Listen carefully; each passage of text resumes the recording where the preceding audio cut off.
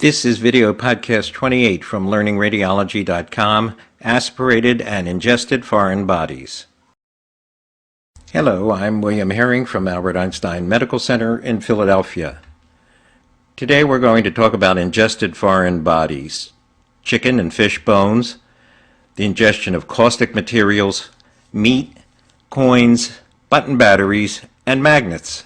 We're also going to talk about aspiration of oral or gastric contents and foreign bodies such as teeth. And for a change of pace, on the blue slides, there'll be some trivia. Ingested foreign bodies. About 80% of all foreign bodies are ingested by children between the ages of 6 months and 3 years. True foreign bodies include things like marbles and toy trucks. Food-related foreign bodies are more often ingested by adults. Most objects will pass through the gastrointestinal tract once they get through the esophagus. Less than 1% of ingested foreign bodies will require surgery for removal, and only about 20% require endoscopy or removal.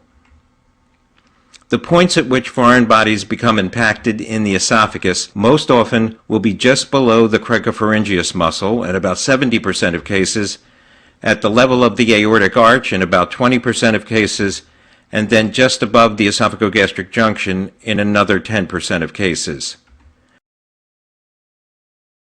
The points at which foreign bodies become impacted in the GI tract as a whole, once they pass the EG junction, then the other 2 points of possible impaction are the pylorus and the ileocecal valve.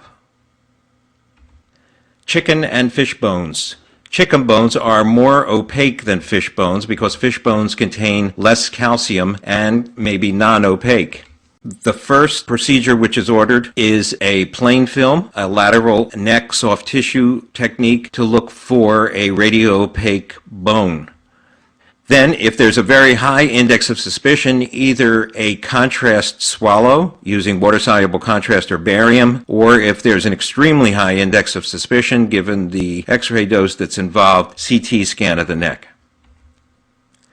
This is an example of an ingested and impacted chicken bone in the esophagus.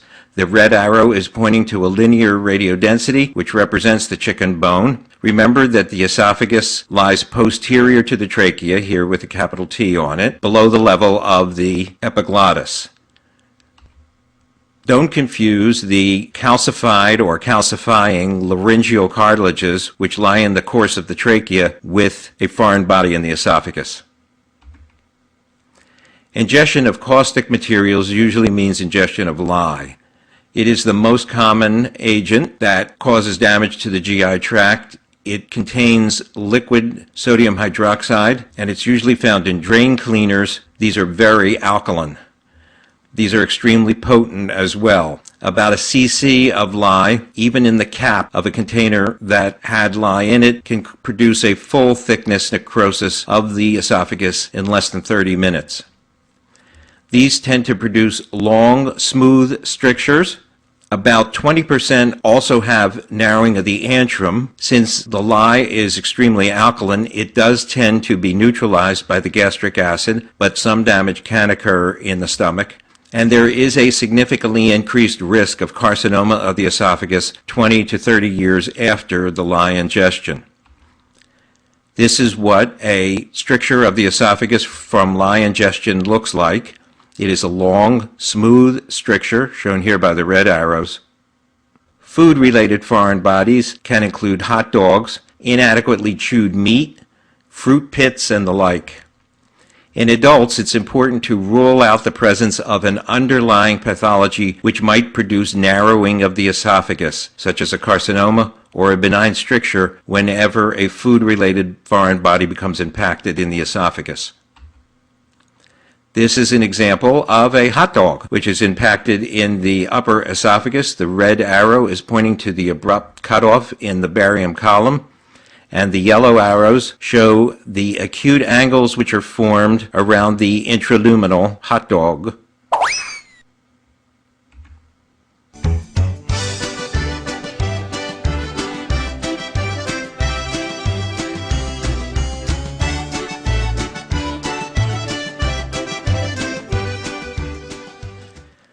Coins in the esophagus will appear round or en face in the frontal projection, whereas those in the trachea appear on end because of the elliptical configurations of the esophagus and the trachea. Children who swallow coins, remember, may also eat other foreign objects, pica, so that it is always important to look for the presence of lead lines in any child who has swallowed a coin. This is an example of a coin in the esophagus just above the level of the aortic arch. On the frontal examination, you can see that the coin is almost round in appearance. That means it's en face, and that means it should be in the esophagus. On the lateral projection, which is here reversed and enhanced so that you can see the coin better, you can see that the coin is seen on end and lies posterior to the trachea.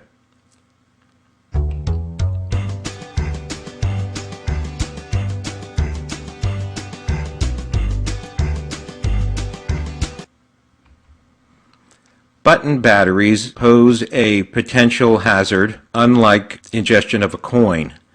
Ingested button batteries lodged in the esophagus must be removed at once. If they become impacted in the esophagus, they can produce a focal current. They also produce heat, and they may leak corrosives, all of which may produce esophageal perforation. Batteries are removed endoscopically. Once the button battery enters the stomach, it poses a much lower risk. This is an example of a button battery in the stomach. On the frontal projection of the abdomen, it may resemble a coin, but if we look at it in close-up, we can see that the yellow arrow is pointing to a lucent rim, which identifies it as the characteristic appearance of a button battery.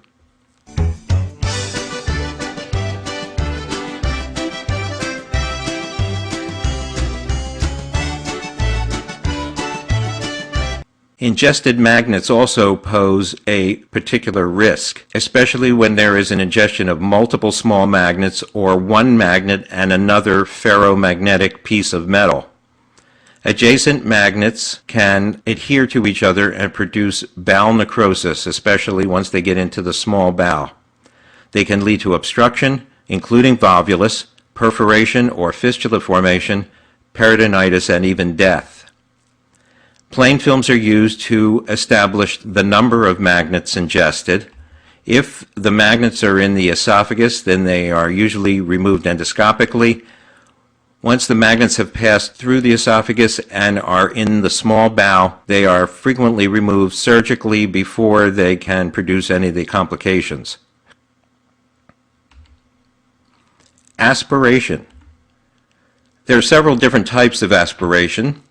There can be aspiration of pH-neutral material, aspiration of undiluted gastric acid, aspiration which leads to the development of pneumonia, which is an infectious process. The first two are not, and aspiration of solid objects.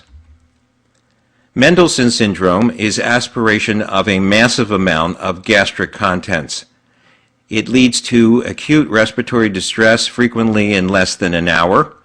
It is produced through a chemical pneumonitis, and there is a high mortality, 25%.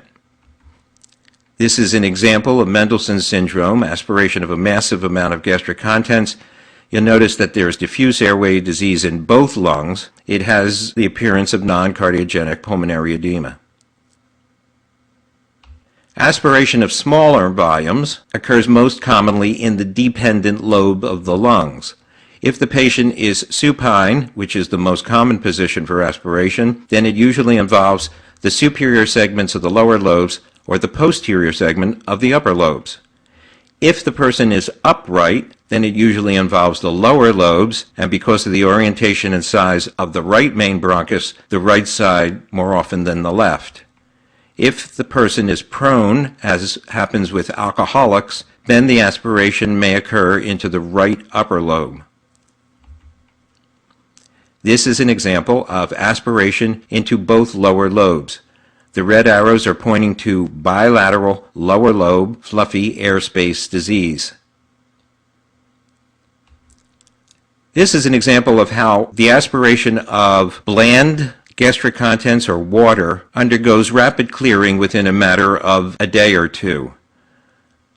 This image shows patchy airspace disease at the right lung base on day 0, and then 2 days later, the right lower lobe is completely clear. This is characteristic of aspiration of either diluted gastric contents or water. Aspiration pneumonia tends to occur most often in those who are elderly, debilitated, or who are immune compromised for one reason or another. It is usually caused by anaerobic organisms like Bacteroides. It frequently goes on to cavitate, and it, unlike the aspiration of bland contents, which clears in a matter of days, frequently takes weeks or months to resolve. This is an example of bilateral lower lobe aspiration pneumonia. This is an infectious process, and the red arrows are pointing to airspace disease at both lung bases with a slight suggestion of cavitation at the left base. Aspiration of solid objects includes the aspiration of teeth. This can occur during a traumatic intubation. The central maxillary incisors are the most at risk. It also can occur, of course, during facial trauma. The tooth can become impacted in the larynx, in the trachea, or most often in a bronchus, and it can lead to pneumonia or obstructive atelectasis secondary to obstruction of the bronchus. Here's an example of a tooth which was aspirated into the left lower lobe bronchus. The red arrow is pointing to the little white density that represents the tooth. This happened to be a child. And here's a CT example of a tooth which was aspirated into the right lower lobe bronchus and its associated pneumonia. The red arrow is pointing to the white object which clearly looks like a tooth, which is obstructing the right lower lobe bronchus and producing the surrounding pneumonia indicated by the white arrow.